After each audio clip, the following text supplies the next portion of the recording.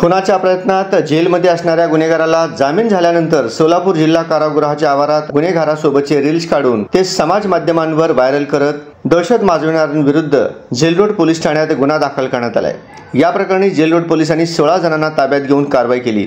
यावेळी पोलीस आयुक्त एम राजकुमार यांनी त्यांच्या भाषेत या सर्वांना चांगली समज दिली।